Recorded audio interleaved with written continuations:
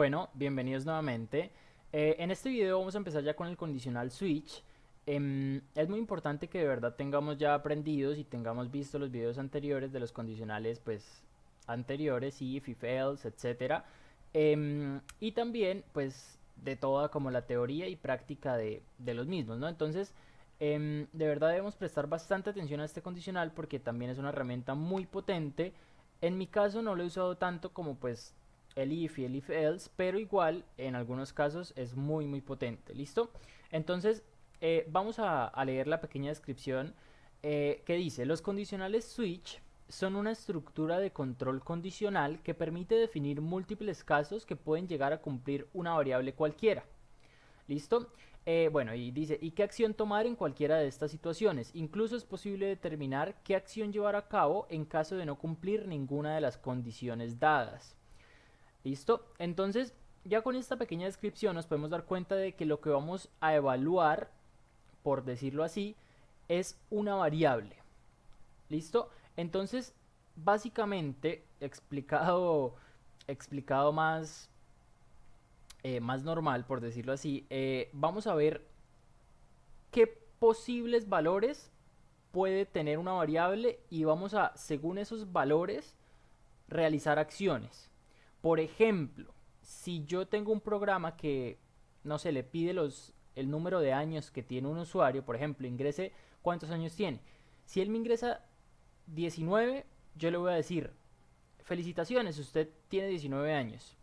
Pero si él me ingresa 18, yo le voy a decir, felicitaciones, usted tiene 18 años. O sea, dependiendo del valor de esa variable, listo, tal vez fue un ejemplo malo, pero dependiendo del valor de esa variable, yo voy a saber qué decirle al usuario y cómo actuar, qué acción tomar.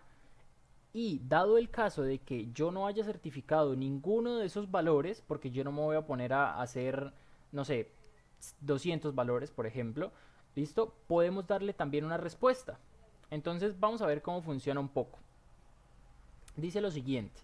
Bueno, esta es la estructura, la sintaxis del condicional switch. Entonces, como vemos, pues la palabra declarada es switch y entre paréntesis tiene una opción que es la variable que nosotros queremos evaluar. ¿Listo? Entonces esa variable puede ser de tipo entero, de tipo, no sé, string, del tipo que nosotros queramos, carácter, etcétera, etcétera, etcétera.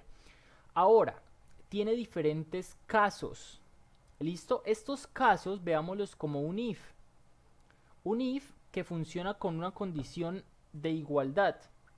Ya lo explico más detenidamente ahorita en código, pero básicamente es eso. Entonces, en el case valor 1 vemos la acción del bloque 1. O sea, si esa variable es igual al valor 1, o sea, si la variable opción es igual al valor 1, va a realizar lo que haya en la acción del bloque 1. Si la variable opción es igual al valor 2, entonces va a realizar ese caso, el del valor 2, que representa la acción del bloque 2. Y así sucesivamente nosotros podemos poner infinidad de casos si queremos hacerlo. Y al final vemos algo muy interesante que es el default. Entonces, ese default es un bloque por defecto, o sea, una acción por defecto. Si no se llega a cumplir ninguno de los casos que nosotros hemos querido evaluar, entonces se va a realizar ese default.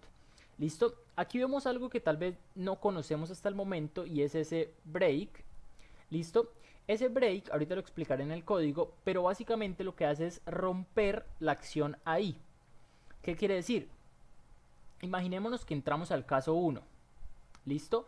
Normalmente, así como está este código, se realiza la acción del bloque 1 y ya. No se realiza ni la acción del bloque 2, ni la del bloque 3, ni la del bloque nada. ¿Listo? Uy, me acabo de dar cuenta, hay un error ahí donde dice en el valor 3, dice acción en el bloque 1, es acción en el bloque 3, perdónenme.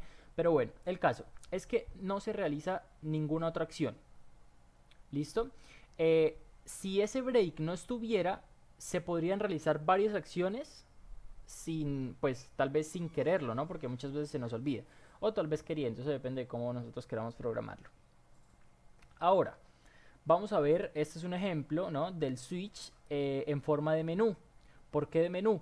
Pues lo más común o lo más, digamos así, normal al principio es hacer un menú para practicar los switch.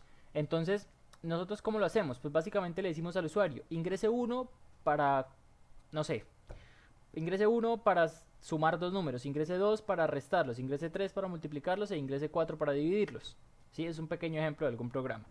Entonces, dependiendo de lo que ingrese el usuario, nosotros podemos validar, o sea, podemos verificar si él ingresó 1, 2, 3 o 4. Entonces ahí ya se nos abre como un pequeño mundo de posibilidades, ¿no?